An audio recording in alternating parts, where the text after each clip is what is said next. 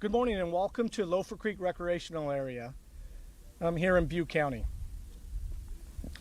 And we've gathered here today to put focus on Wildfire Preparedness Week. I'm John Messina. I'm the CAL FIRE unit and Butte County Fire Chief here in Butte County. At similar events throughout the state,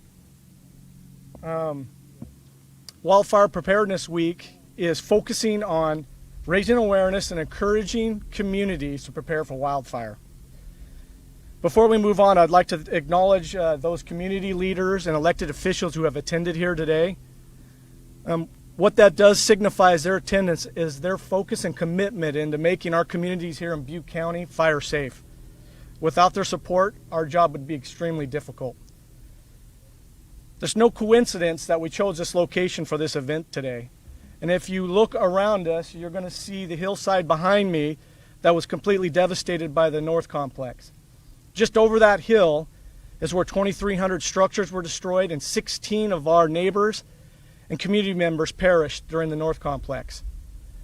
Also behind me is Lake Oroville. Currently, Lake Oroville sits near record lows for this time of year at water level. I think this is a prime example, this location, of what we're experiencing, what we have experienced, and what communities could experience in the future.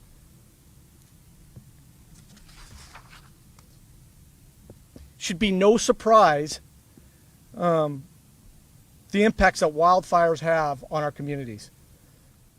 Disputably, Butte County is ground zero for what California is facing in our rural communities and urban communities for that matter with the threat of wildfire.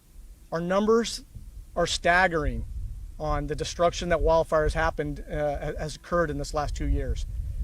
Since late 2018, 21,000 structures have been destroyed and 101 civilians have perished in wildfire in this county.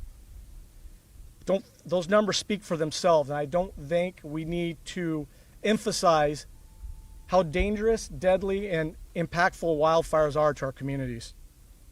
The problem we face here in California just isn't a government issue. While state, local, and federal agencies do play a large role in providing and requiring safety in our communities from wildfire, there's a fourth solution to the problem, and that's the individual property owner. That's the private citizen. You too share in the burden and responsibility for maintaining, minimizing the impacts that wildfires have to yourself, your family, and your communities. Here in Butte County, county government, CAL FIRE, fire safe councils, nonprofit groups are actively engaged in fuel reduction and fire safety programs. Currently, as we speak, we have roadside clearing going on. Strategic fuel breaks are being placed throughout the county to protect communities. Defensible space inspections are happening, and public education and outreach is moving forward at a rapid pace. We take this situation extremely serious. But like I said, it is all our responsibility to provide safety for our communities, our loved ones, and our neighbors.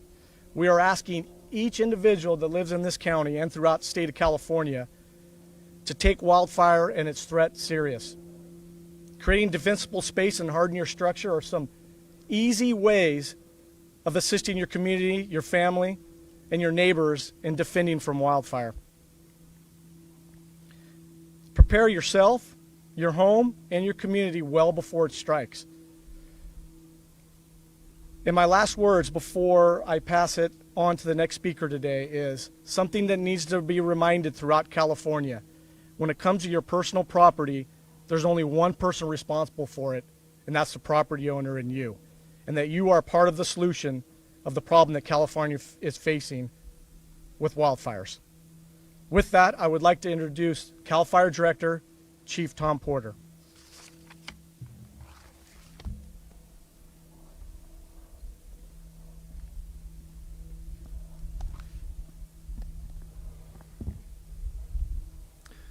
Well, thank you, Chief Messina, and thank you all partners, state, federal, local. Thank you for being here. Thank you for taking part in this. And Chief Messina really framed this up in a very appropriate way.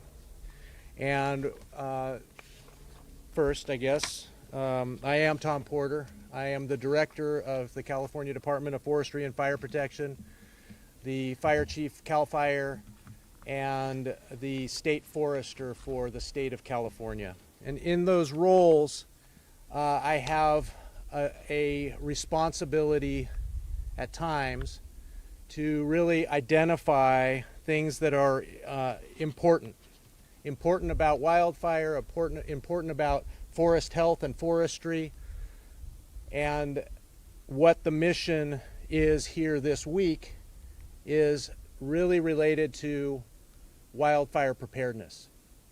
Wildfire preparedness is something that CAL FIRE and all of our mutual aid agencies and departments do annually, throughout the year, consistently and continuously. We are doing our part. We are prepared for what comes in this coming season. And what this particular event and this particular week is to highlight is what we are doing, what we've done, but more importantly, what you need to do. What you, the person living in California, in any part of California, needs to do to be prepared, be ready, and to get out of town when you're ordered to do so. That doesn't mean wait, that means get out. Evacuation orders are just that, evacuate. And this county knows better than most what the potential is for having issues during evacuation. So what we've done to prepare, I wanted to cover a little bit on the state side. You can see behind me new fire engines. You can see a rainbow of fire engines and equipment. That is local government, that is federal government, state government, CAL FIRE, all mixed together, showing what we are and how we work together. This is a team sport.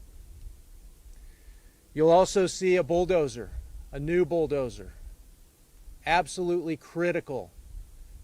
And I'm going to talk about why in a moment, but those pieces of equipment are absolutely critical to putting fires out. You see our new S70i CAL FIRE Hawk behind me. Incredible piece of equipment. On a lucky day, it might put out a small fire, but it will never put out a fire that grows and becomes significant by itself. It takes the boots on the ground, the men and women who dedicate their lives to protecting your lives, and the boots on the ground are what put fires out. Air tankers, helicopters, they are used to slow the fire, direct the fire, put it into places where we can put the boots on the ground in and put the fire out. That's our preparedness. We've increased our staffing this year by over 12,000 firefighters, boots on the ground at this point and this time of the year. We've upstaffed early. We have additional firefighters that we're working through and will be included in the summer staffing, more of the peak period. And we're looking at what we'll need to do for this extended and long period. And extended and long, what does that mean? So already this year, we've had over 1,700, almost 1,800 fires to date this year. That is well above what it was last year. We are also at 13,400 acres burned to date this year. Last year, 2020, our worst year ever, we're 700% above where we were at this point last year. So what does that mean for you? That means you need to be prepared or be getting prepared. You need to be working on your defensible space. Once you get your weeds and your dead material cleared, and if you can get to your 100 feet, you need to do so. If you need to work with your neighbors to do that, you need to do so. Once you have that, make sure your neighbors are doing the same. And then go to the low-cost retrofit list of home hardening ideas and things. If you haven't already started doing that, you need to go there. Readyforwildfire.org has all of the information you need to start out doing low-cost retrofits to reduce your house's potential for being ignited by ember cast. Every fire has embers that are carried in front of the main part of the fire, and often those are what burn homes down, even when there's defensible space all around. You need to do the home hardening, but get the brush and the dead weeds and things taken care of first. Move to home hardening. Make sure your neighbors and your community is all doing that together. So we said in the past, and I'm going to bring it back today, we provide the offense. We're ready to go. You need to provide the defense. Make it so your home can be defendable. And that is the key component of why we're here today and why we're talking in public about this. Know that your fire departments are ready to go. We need you to be ready to be defended. With that, I'm going to pass the mic to a friend and colleague, Brian Rhodes. He is the Deputy Director of Fire and Aviation Management for the U.S. Forest Service Pacific Southwest Region. Brian?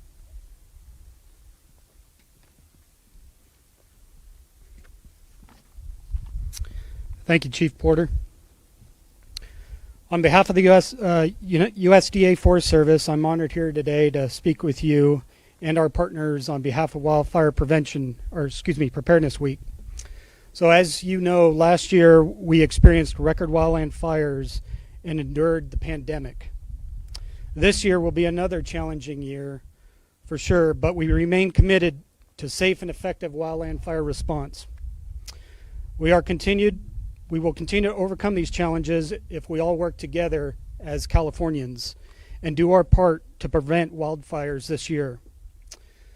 So to achieve this, we will work with our partner agencies that I stand with today that make up the California Fire Service.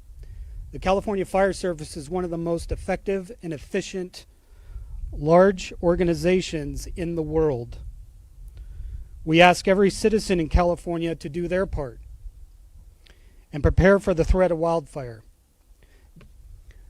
For those that are visiting California, we ask that you remain vigilant, and especially when you choose to recreate. For those that own homes in California, again, we ask you to do your part in creating a defensible space.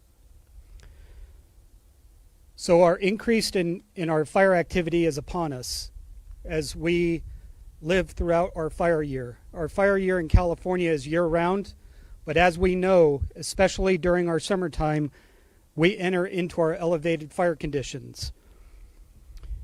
And we can expect that those conditions be as bad or if not worse this year based on the drought.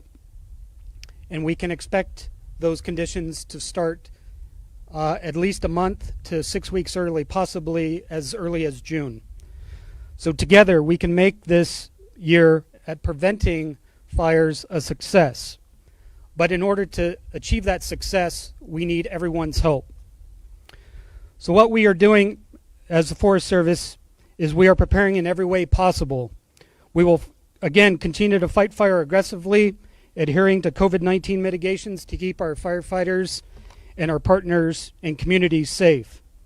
So some specific actions we will take include: we're adding air tankers and helicopter support to enhance our initial attack capability in extinguishing fires while they're small. And we're also enhancing our use of technology, including drones, to detect fires faster where they start and be able to track their progression more expediently in real time, and deploy aircraft more quickly to support initial attack efforts. Again, what you can do as Californians is we need your help to prepare and to prevent fires this year. Fewer human-caused fires in California this year will not only help protect communities from wildfire, but also preserve firefighting resources. Your proactive efforts can prevent fires from starting and can exponentially reduce the movement and intensity of fires when they do start. Some preparedness and prevention efforts that you can take are the following. As mentioned by Chief Porter, creating a defensible space.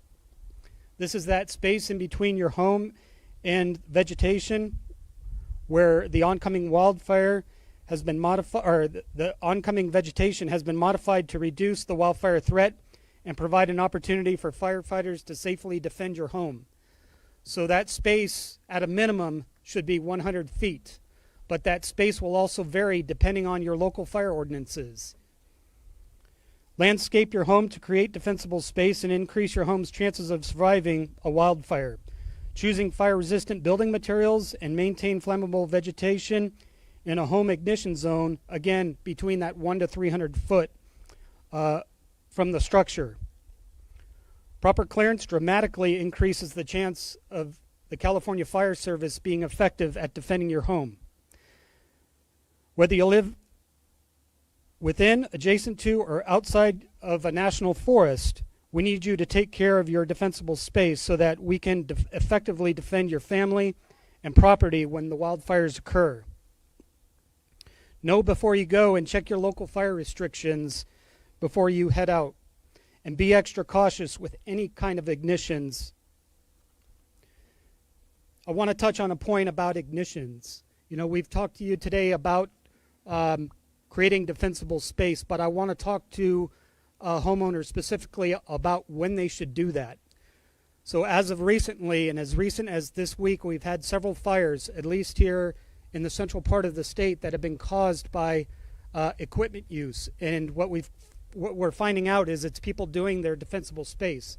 They're trying to do the right thing, and we applaud them for that. What we're asking homeowners to do is to make sure that they are mindful of when they choose to take on those activities. They should be doing their defensible space in the early morning hours or very late evening hours when the temperatures are relatively cooler and the humidities are higher.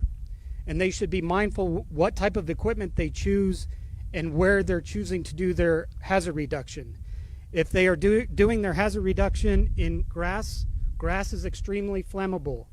And so by taking those measures and being mindful of when you're conducting your defensible space, that will help us in limiting ignitions.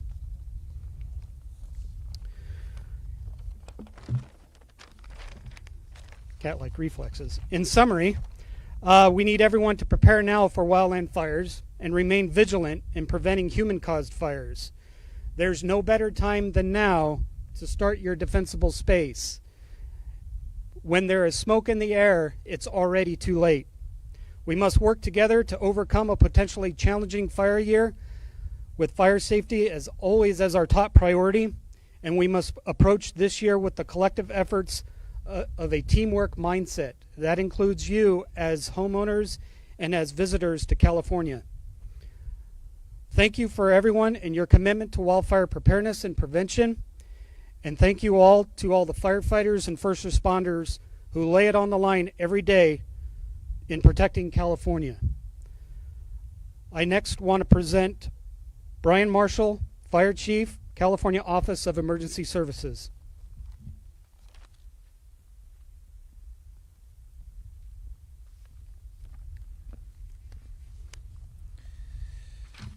Thank you, Director Rhodes.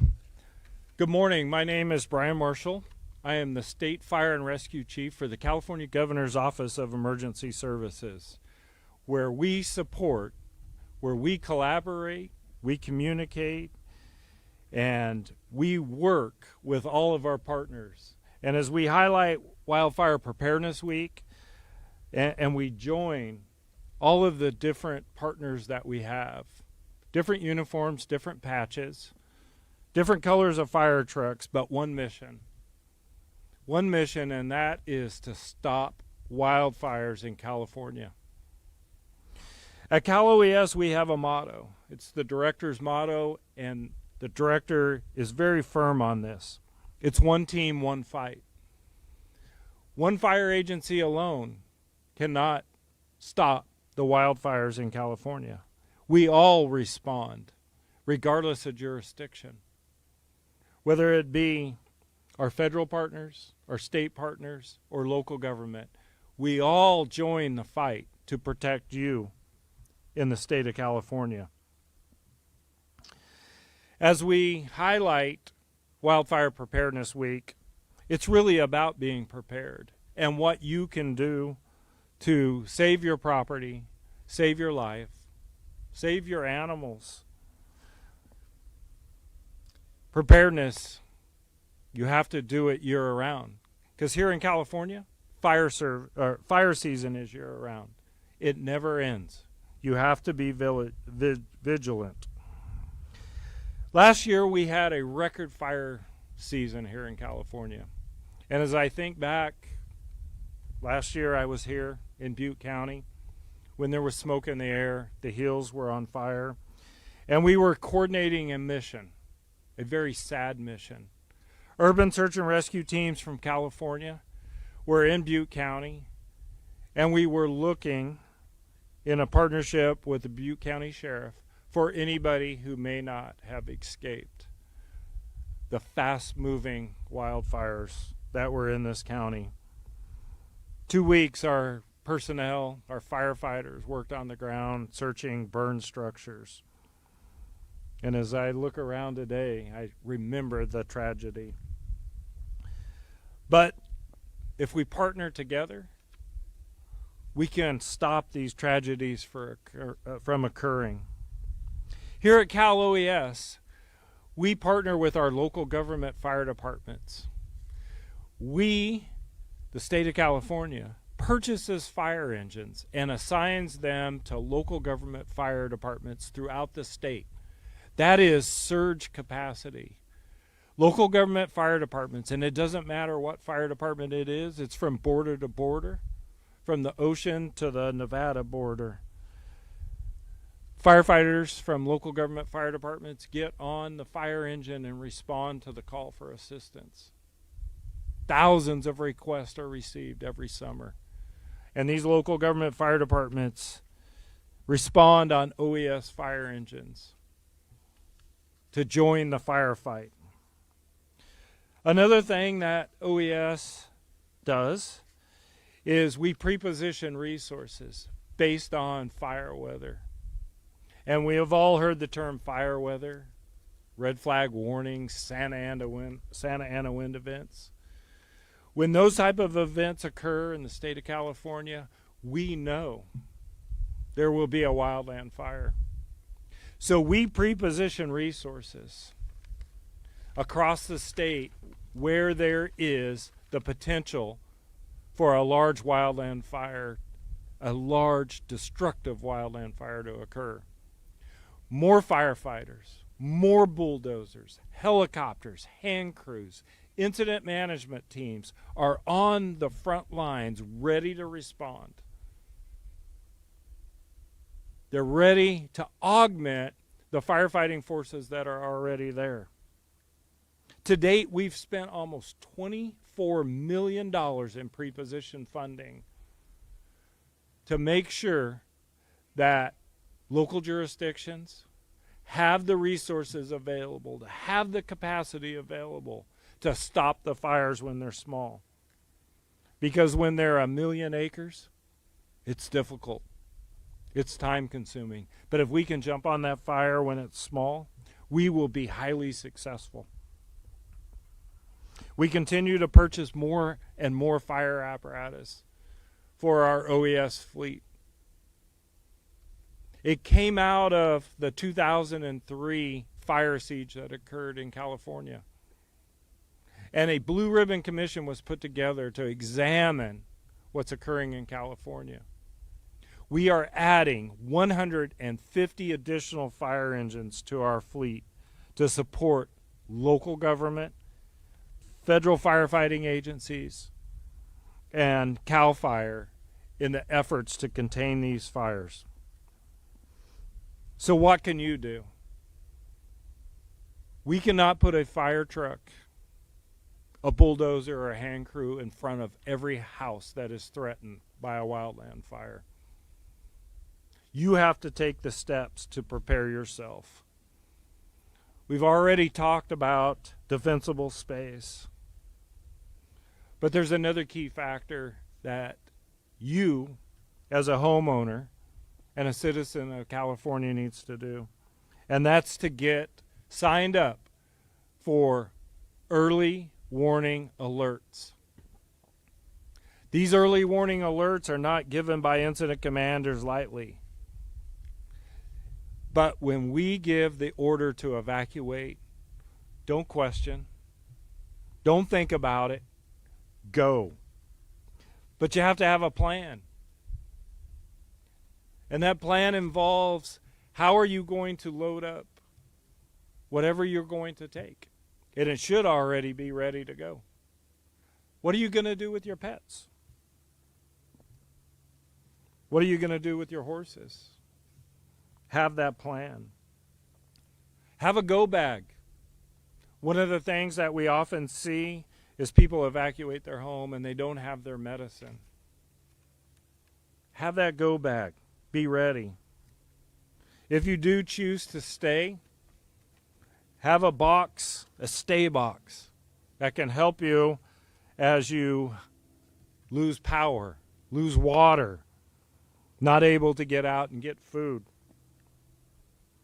And remember, we're all part of a community.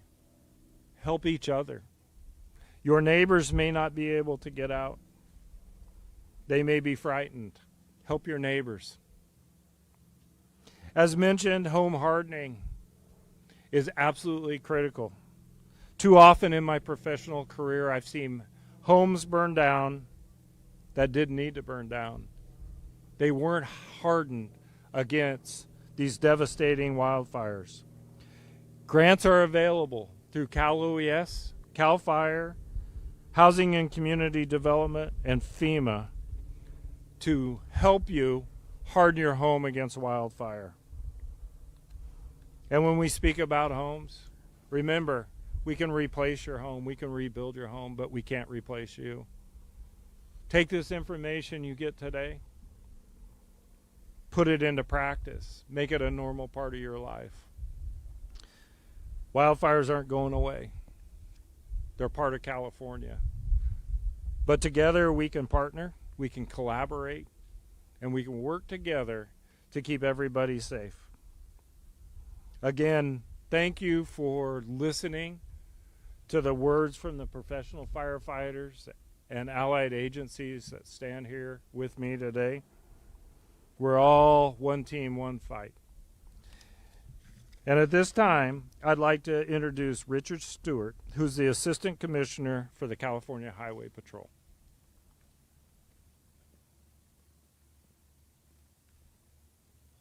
Good afternoon, everyone. I think the common theme that you've heard this morning is teamwork and preparedness. And I can assure you that the 11,000 men and women that make up the California Highway Patrol are prepared to respond anywhere in the state to provide assistance to our partners.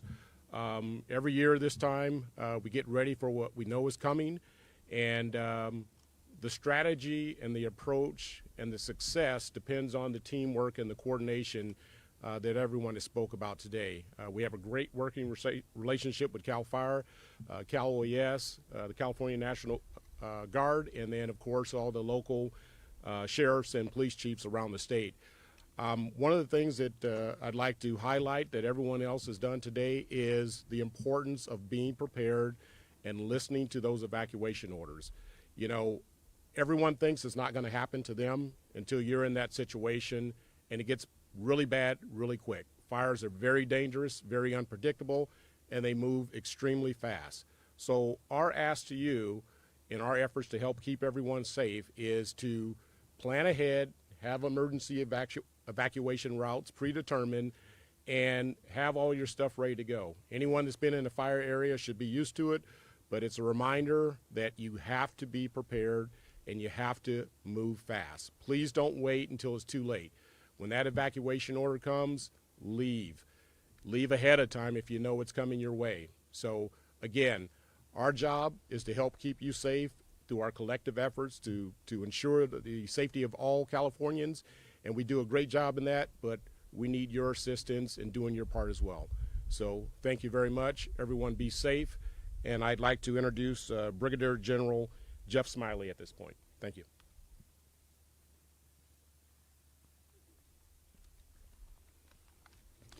Good morning. I'm Brigadier General Jeff Smiley, and on behalf of the Adjutant General David S. Baldwin, I'm glad to be able to be here to discuss our preparations with our interagency partners and what the California National Guard has done in preparation for this next year's fire season. In importance of what we always do, California National Guard is different than every other agency represented here. We are the direct support agency to these interagency partners. We provide capabilities and resources upon their request, and then provide those resources in order to prevent or take action or to support firefighting operations. One of the greatest relationships we have in California National Guard is our relationship with CAL FIRE and of course OES, but more importantly CAL FIRE. It has become the #1 agency we support more regularly than any other agency in the state of California, and that relationship is incredibly strong. This year, we began our preparations earlier than ever in setting the conditions for what established the California National Guard's resources that CAL FIRE may need or request, or that of the U.S. Forest Service. First, we prepared our aviation air crews and our helicopter managers from CAL FIRE, completing that training 2 weeks ago, and preparing all of our bucket lift aircraft so they were available and ready now if CAL FIRE would need them. Second, we increased the addition from 5 teams to 17 teams that were working with the governor's forest program, now are highly trained and can be committed to fire operations into initial attack. So that resource right there has brought a tremendous amount of capability. And even today, some of those teams are out operating on fires with CAL FIRE currently. This week, we will complete our C-130 air tanking completion of that training, and that will be a resource available to both U.S. Forest Service and to CAL FIRE upon request. So again, with all of my other interagency partners, we say again, you must be committed, and to the National Guard forces, be committed to improving your residential programs, signing up to alert readiness programs, making defensible space readily available so that you can prevent fires from approaching your residents and your homes, and you need to do that now. Thank you. And I'll be followed by Jared Payton, Deputy Director for California Conservation Camps.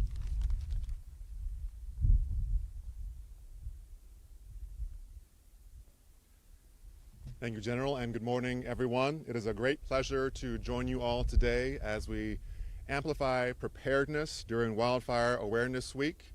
My name is Jared Patton. I'm with the California Conservation Corps, and we too are getting prepared for this season. Clearly, all indicators are pointing to a very busy and potentially dangerous wildfire season, and so the governor has recently expanded our partnership with CAL FIRE to add more fire crews to the North State, including areas such as Fortuna, Ukiah, Redding, Tahoe, and down in Stockton.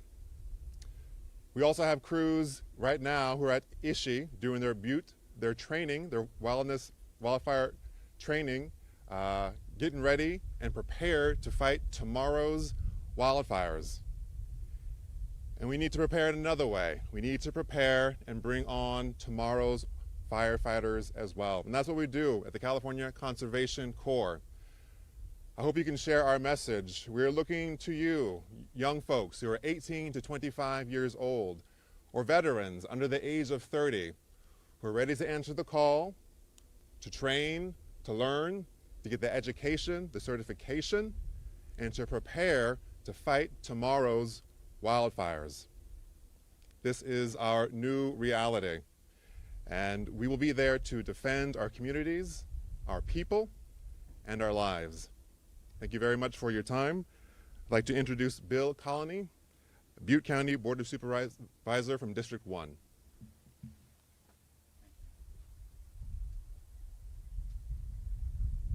Well, first off, I'd be remiss if I didn't thank everyone that's here that has supported us in all these fires we've had lately. Everybody in uniform, I really appreciate what you do, no matter whether you serve for the National Forest Service or CAL FIRE or National Guard or whatever. We appreciate you being here.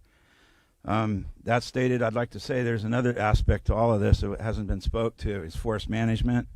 Grew up here, 67 years old. I've seen our forests go to hell.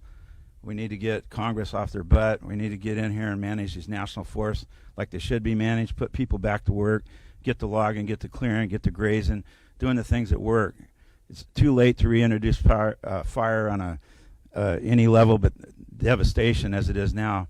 And then the same goes for the state. We need tort reform so we don't get sued every time we try to do a project. We need to do that. I represent the people that are burned out.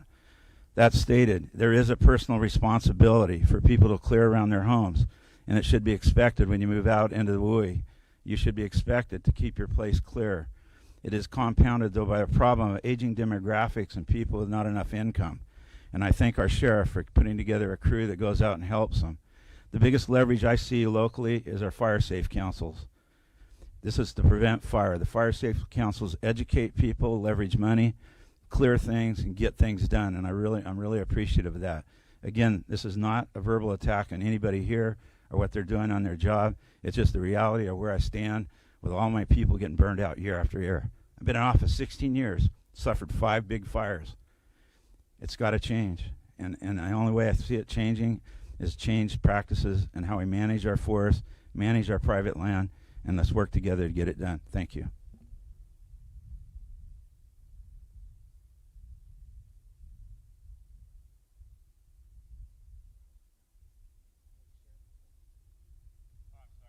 That's all right. I forgot my job. You did your job perfectly. No, thank you, Bill. It's always best to have the local perspective, and thank you for bringing forest management into the equation as well, because it is part of the issue. With that, we are here to answer questions if there are any questions. Straight up, happy to. Anybody?